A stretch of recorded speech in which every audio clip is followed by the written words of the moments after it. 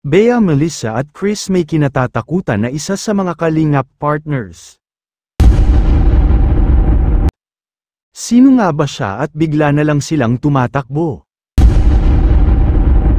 At mabilis silang nagtatago sa loob ng kanilang bahay kapag dumadating sila.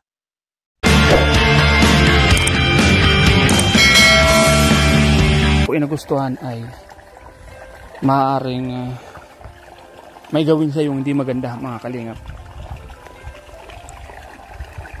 Ayon sa knockout sa pumatanda, mga kalingap. Ito ang gagawan natin ng reaksyon, mga kababayan, pero bago yan, nais ko po sanang makiusap na sana e-like ang video na ito. At please suportahan po natin ang mga channel ni Kuya Val Santos Matubang, Ate Edna Vlogs, at Kalingap Rab. Maraming salamat po. Ating napag-alaman na ang Tres Marias na sina Bea, Chris at Mel Iisa ay may kinatatakutan sa K-Boys. Bakit ko nga ba ito nasabi, mga kababayan? Dito ay ating napapansin na tuwing pumupunta ang Kalingap team kung saan bibisita nga ang mga ito sa tatlong magkakapatid na mahiyain, ay may nagkwento dito na isa sa Kalingap o K-Boys na tuwing punta pala nila sa bahay nila, ay para bang nakakakita sila ng tao na maaari nilang kinatatakutan. Mula kasi sa bayan papunta sa bahay ng tatlong magkakapatid na mahiyain, ay aabutin pa ito ng ilang oras, at take note, mga kalingap, kailangan pa itong lalakarin ng pagkamalayo-layo, at pawis at pagod pa ang aabutin nila para makarating sa bahay ng Tres Marias. Kumbaga ito ay gubat na marami umano dito ang nagpaparamdam at nagpapakita. At kapag galing sa kabilang baryo ay tanaw talaga silang magkakapatid kung sino ang dadating at pupunta sa kanila. Kaya naman, mga kababayan, bago pa man makarating ang Kalingap team, ay tanaw na sila ng magkakapatid na mahiyain. Dito ay nagtatakbuhan na sila papunta sa loob ng kanilang bahay. At kahit naman ibang tao ay ganun din pala ang kanilang ginagawa. Kaya naman naturingan nga sila ng mga zombie sisters. Kaya kapansin-pansin talaga na nung bumisita na sila kay Ngaprab, ay halos hindi na nagsasalita ang tatlob magkakapatid na mahiyain.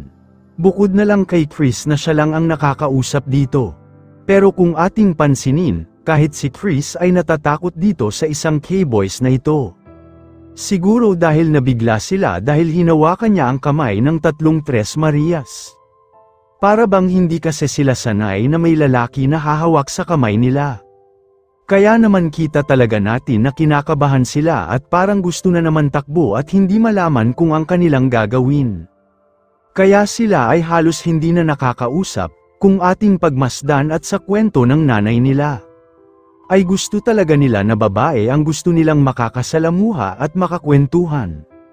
Kaya naman dito sa pagbisita ni Kalingap Rab ay may kasama sila na babae sa pagpunta sa bahay ng tatlong Marias para mabawasan at magiging komportable ang tatlong magkakapatid na mahiyain. Kaya tama talaga ang ginawa ni Kalingap Rab na magkasama ng babae tuwing punta nila at bumisita sa bahay ng Tres Marias. Sino nga ba ang K-Boys na ito? Well, mga kababayan, kayo na lang din ang humusga kung sino siya, dahil wala naman ito kung saano man. Dahil sa bandang huli, ay napapangiti naman niya ang mga magkakapatid na ito. At marunong din naman itong makipag-usap sa tatlo. Kaya lang ay may ayaw lang talaga siguro sa magkakapatid na ito ang hahawakan sila.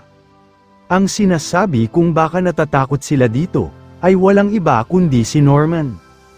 Pero wag sana nila itong masamain, dahil sakin lamang ay opinyon ko lang ito. Alam naman natin na simula pa nung naisilang o lumaki sila ay hindi talaga sila sanay sa ibang tao. At dahil nga sa kung ating papansining mabuti, ay wala talaga silang kapitbahay.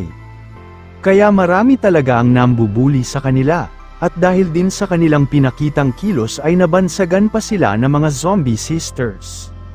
Naging mahirap lang sa pinagdadaanan nila dahil nalaman nila na sila pala ay ganun ang tingin ng mga tao sa kanila. Kaya mahirap para sa kanila ang ganitong sitwasyon, na para bang hinusgahan sila na di naman totoo, pero mas mahirap lang dahil hindi sila nakakausap at may nagpaliwanag sa kanila. Kumbaga isang psychiatric na nagka-counsel dito.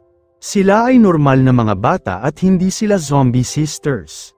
Pero sana rin ay mapapansin ito ni Kalinga Prab, na baka may kakaiba talaga silang sakit at trauma kaya kailangan dito ay ipasuri ng isang espesyalista o doktor na titingin sa kalagayan o sitwasyon nila. Kayo mga kababayan, sana magbigay kayo ng inyong komento, reaksyon, opinyon at suhestyon, para ating malaman ang inyong saloobin at damdamin, para ating magawa ng aksyon ang ganitong sitwasyon. Pero bago ko po tapusin, ay muli po sana suportahan niyo at i-like ang aking YouTube channel, at isang mapagpalang araw mga kalingap, lalo na sa ating ama na si Kuya Val Santos Matubang, Ate Edna Vlogs, Kalinga Prab, at maraming salamat po.